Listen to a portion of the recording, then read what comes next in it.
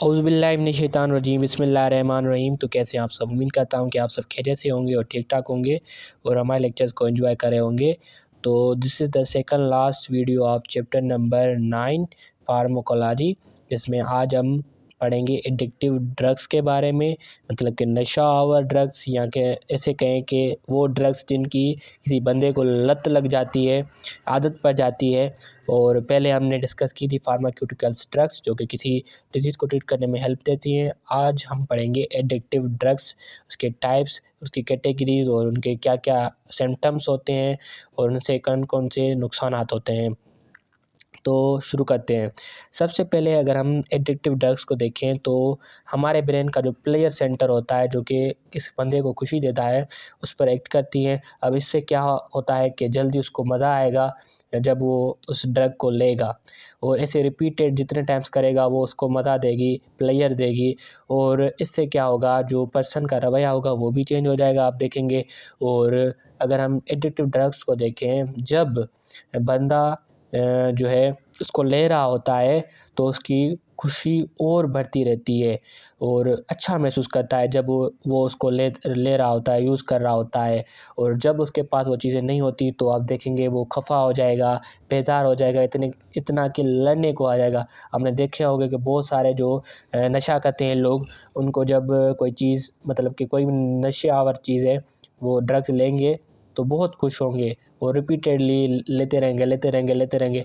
और जब वो चीज़ ख़त्म हो जाएगी, यूज़ हो जाएगी और उसके बाद नहीं होगी तो फिर खफा हो जाएंगे, फिर लड़ने पे आ जाएंगे। चोरी, डकैतियाँ, बहुत सारी चीज़ें इस चीज़ से ही होती हैं जो कि एडिक्टिव ड्रग्स लेते हैं। और अगर हम देखें तो इसकी बहुत सारी कैटेगरीज हैं एडिक्टिव ड्रग्स की, और उसमें पहली जो कैटेगरी आ जाती है वो उसका नाम है सेडेटिव्स। अगर हम सेडेटिव्स को देखें तो सेडेटिव्स क्या कहती हैं कि हमारा जो सेंट्रल नर्वस सिस्टम होता है, सीएनएस होता है, उसको डिप्रेस कर देती हैं, उसको उदास कर देती हैं, डिप्रेस बना देती हैं।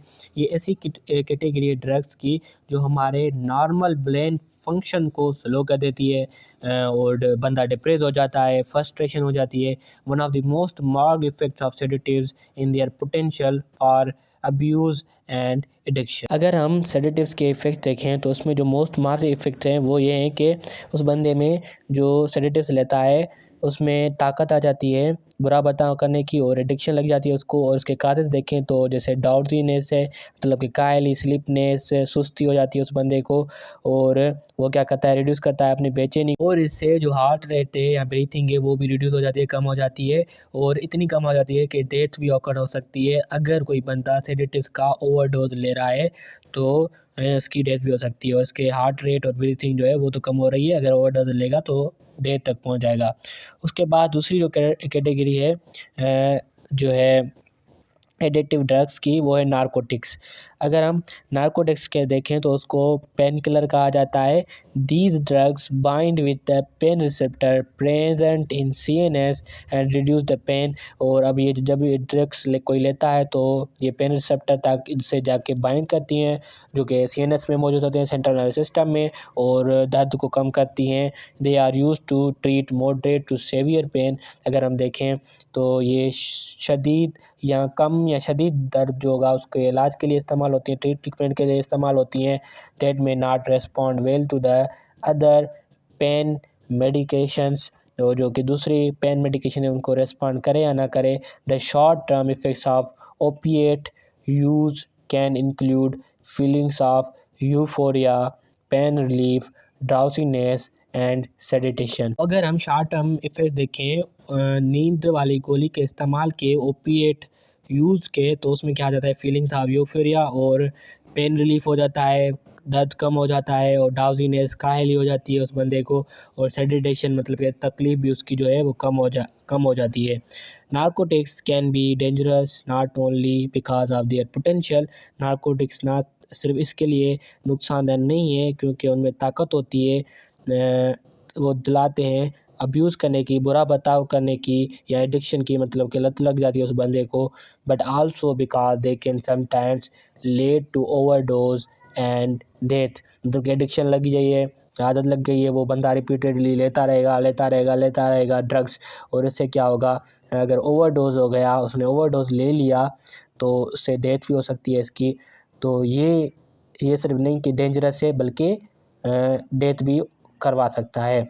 तो उसमें सबसे पहले जो इसका और कैटेगरी इसकी नारकोटिक्स की दी गई है वो है हीरोइन। तो हीरोइन भी क्या है, हीरोइन भी एक एडिक्टिव ड्रग है और ये क्या है, ये हाईली एडिक्टिव है। अगर कोई बंदा इसको लेगा तो फिर इसको छोड़ नहीं सकेगा।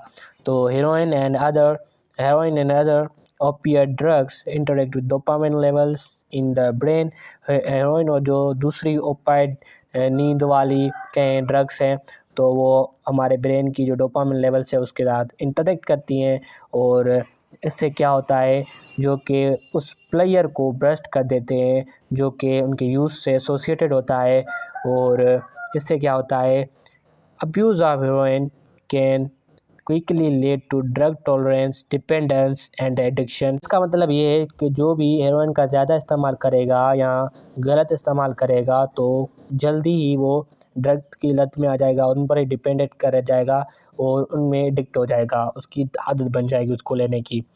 दूसरे सेकंड नंबर पर जो कैटेगरी है नारकोटिक्स में वो है मॉर्फिन। तो मॉर्फिन कहते हैं अफीम को। अगर हम देखें ये भी एक नारकोटिक ड्रग है और अगर हम मॉर्फिन को देखें तो ये भी क्या करती है, मॉडरेट्स या सेवियर शदीद दर्द होता है, सर दर्द होता है तो उसको कम करती है और ये 6 घंटों तक हमारे ब्लड की स्ट्रीम में ब्लड में एक्टिव रहती है और ये क्या करती है, हमारे सीएनएस सेंट्रल नर्वस सिस्टम पर एक्ट करती है, काम करती है और उस पेन से रिलीफ दिलाती है। और अगर इसका कोई ओवरडोज कर रहा है तो इसके बहुत सारे काजेज़ हैं और साइड इफ़ेक्ट्स भी हो सकते हैं, जैसे नोसिया है, बस के सुस्त कर देगा उस बंदे को, वोमिटिंग, उल्टी करना, कॉन्स्टिपेशन, कब्ज़ और लाइट हेडेडनेस, सर दर्द और डेजीनेस, चक्कर उस बंदे को आएंगे और डाउसीनेस, कायल हो जाएगा बंदा, कायली उसमें आ जाएगी और स्वीटिंग, वो जो है पसीना उसे छूटना लगेगा। तो ये काजेज़ किसके हैं, मॉर्फिन, जिसको हम अफीम कहते हैं। और सी नंबर कैटेगरी है एडिक्टिव ड्रग्स की, ये अलग कैटेगरी है, ये नार्कोटिक ड्रग्स की नहीं है, ये अलग कैटेगरी है एडिक्टिव ड्रग्स की, जिसको कहते हैं हेलोसिनोजिन। अगर हम देखें तो हेलोसिनोजिन जो है वो ड्रग्स का एक क्लास है और ये क्या काज करवाती है, हेलोसिनेशंस। अब हेलोसिनेशंस क्या है, मतलब कि वहम आ जाता है ना किसी किसी बंदे को और गलत तस्वर किसी चीज़ के बारे में, वो profound distortions in persons perception of reality, मतलब कि हकीकत में जो चीज़ होती है उससे वो घबराने लगता है और उसको वहम आ जाते हैं और जो है गलत तस्वर आ जाता है। Some of the typical effects of hallucinogens are, अगर हम हेलोसिनोजिन्स के इफ़ेक्ट्स देखें तो उसमें आ जाते हैं, इसका ब्रीथिंग रेट जो है वो इंक्रीज़ हो जाता है, सांस बड़ी बड़ी लेता है, तेज़ लेता है, इंक्रीज़ हो जाती हैं और हार्ट रेट भी इंक्रीज़ हो जाता है, ब्लड प्रेशर, जो ब्लड का प्रेशर है वो भी इंक्रीज़ हो जाता है और हार्ट बीट जो रेगुलर पर नॉर्मल पर फंक्शन करती है वो इरेगुलर हो जाती है, पल्पिटेशंस इसको हो जाती है, धड़कन तेज़ हो जाती है और ब्लड विजन्स, मतलब कि इसके सामने जो भी चीज़ आती है उसको धुंधली नज़र आती हैं, क्लियर नज़र नहीं आती। उसके बाद हेलोसिनोजिन्स की एक और कैटेगरी है जिसको हम कहते हैं मारिजुना, और मारिजुना का मतलब क्या है, वो है चरस।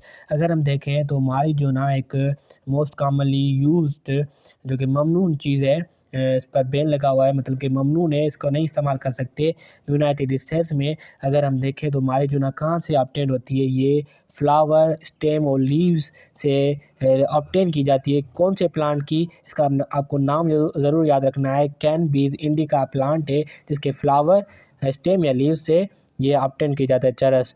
और पीपल क्या करते हैं, मारिजुना जो चरस है उसको हैंड रोल, जो सिगरेट्स होते हैं जो पीते हैं लोग, जो एडिक्टिव होते हैं सिगरेट्स लेते हैं, तो उनमें क्या करते हैं, उसको पीस के हाथ में से रोल करके उसका जो है पाउडर बनाकर उसमें डालकर सिगरेट्स में पीते हैं। The intake of this drug produces immediate sensations, मतलब कि उनको जोश दिलाते हैं और इससे क्या होता है कि इनकी हार्ट रेट इंक्रीज़ हो जाती है, हार्ट रेट का इंक्रीज़ हो जाता है और कोऑर्डिनेशन एंड बैलेंस रिड्यूस हो जाता है, कम हो जाता है और dreamy unreal state of mind, मतलब कि वो अपनी ही दुनिया में चले जाते हैं, रियल दुनिया से हट जाते हैं, मतलब कि उनको कुछ समझ नहीं आता। मारिजुना आल्सो इफेक्ट्स ब्रेन डेवलपमेंट, और मारिजुना का अगर हम देखें चरस को, तो वो ब्रेन की जो डेवलप हो रही होती है, वो किसी भी चीज़ में हो, लाइक थिंकिंग में हो, मेमोरी में हो, वो भी क्या होती है, वो उस पर इफेक्ट डालती है।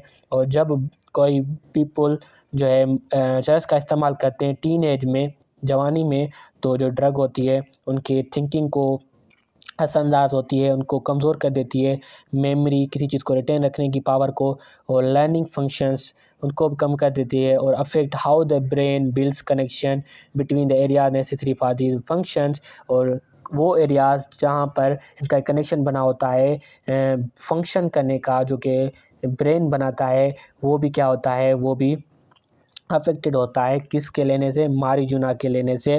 अब सिम्टम्स ऑफ एडिक्शन, मतलब कि एडिक्शन के कौन से सिम्टम्स हैं? तो अगर हम देखें तो पहला सिम्टम जो इसमें आपके बुक में लिखा हुआ है वो कि वो बंदा जो कि एडिक्टिव होता है उस सब्सटेंस का, किसी ड्रग का, या चाहे वो ड्रग हो, अल्कोहल हो, या कोई निकोटिन हो, तो वो उसके यूज़ को कंट्रोल नहीं कर सकता, उस सब्सटेंस के कंट्रोल को नहीं कर सकता, क्योंकि वो उसका एडिक्टिव हो गया है, उसकी हैबिट बन गई है।